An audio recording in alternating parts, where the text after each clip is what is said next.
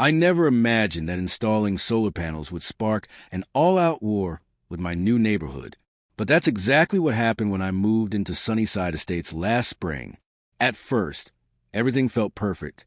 The birds were chirping. The neighbors seemed friendly, and best of all, my energy bill was dropping fast thanks to the sleek new solar array I'd installed on my roof.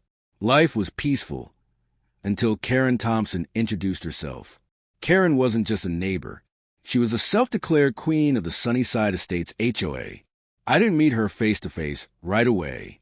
No, her introduction came via a passive-aggressive letter shoved into my mailbox. It read, "Dear homeowner, your recent installation does not comply with neighborhood aesthetic guidelines. Please remove within 7 days." No signature, just the HOA letterhead. I was confused.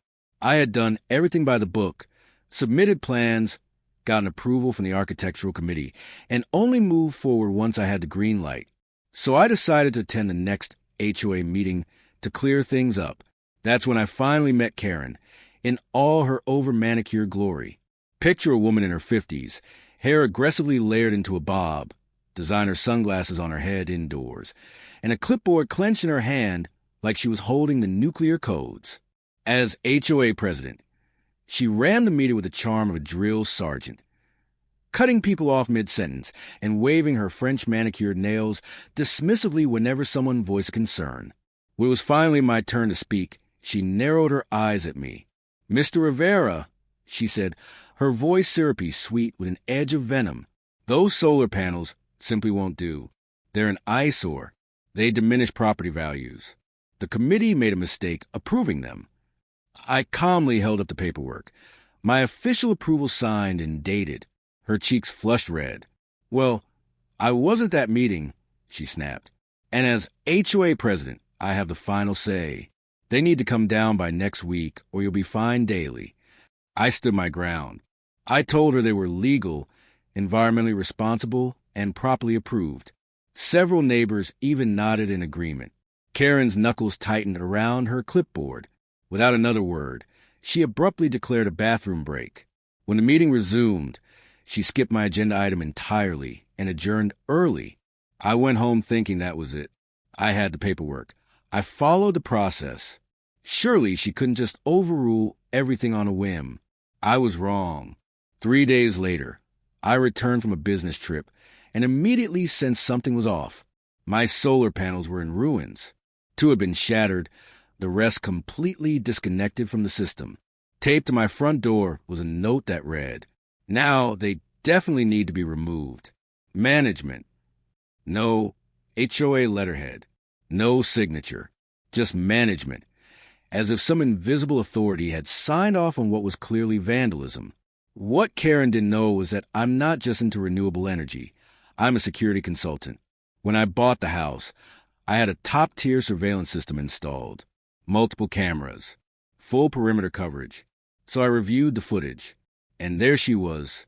At 3 p.m., in broad daylight, Karen Thompson herself strolled across my lawn in her tennis outfit, dragging a stepladder and what looked like a garden rake.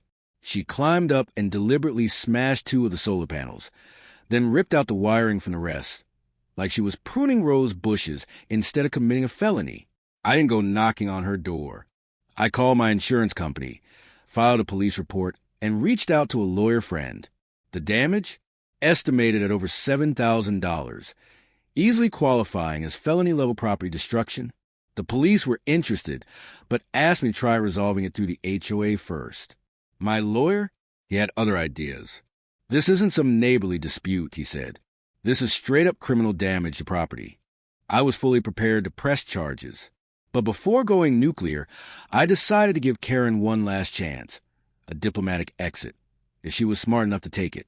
The next evening, just around dinner time, I printed out crystal-clear screenshots from my security cameras, photos of her climbing my roof, swinging her rake like a sledgehammer, and ripping out wiring like she was defusing a bomb. I slipped them into an envelope and walked to her house. When Karen opened the door, her face shifted instantly from irritated to pale and nervous. I handed her the envelope without saying a word. "What's this supposed to be?" she asked, trying to sound confident, but her voice trembled. Just some paperwork regarding my solar panels. I replied evenly, I thought you want to see it before tomorrow's special HOA meeting.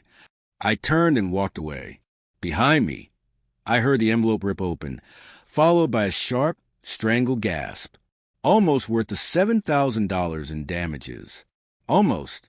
The next morning, I got a text from an unknown number. Please call me.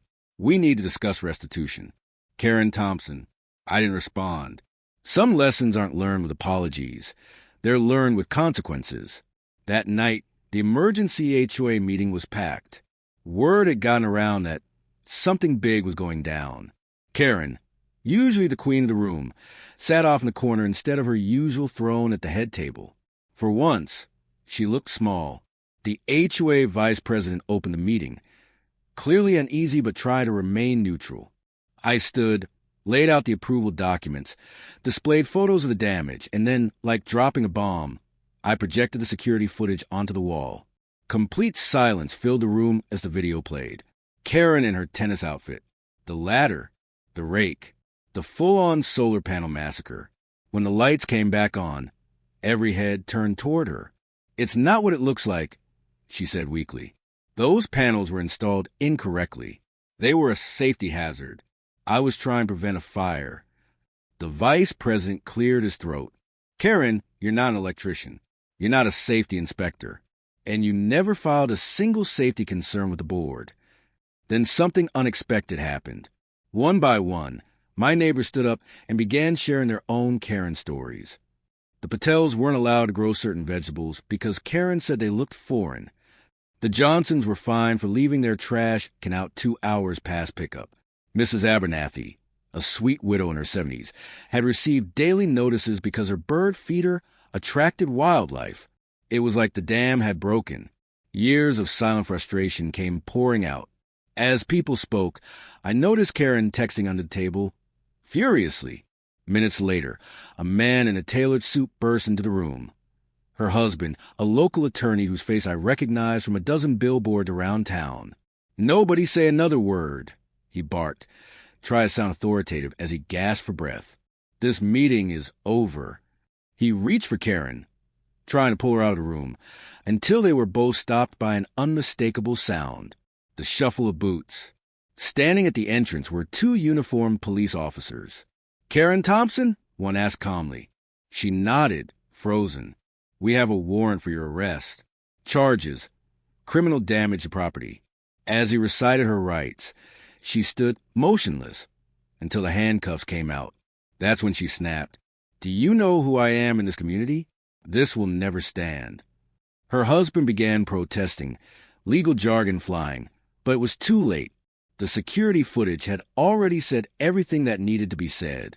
As they escorted Karen outside, mascara running down her cheeks, she turned to glare at me one last time, her face full of disbelief that the rules, for once, applied to her. Through the window, we watched her being placed into the back of the police cruiser. Her perfect bob wilted in the summer humidity. The HOA vice president stood and cleared his throat. I think it's time we vote on new HOA leadership, effective immediately.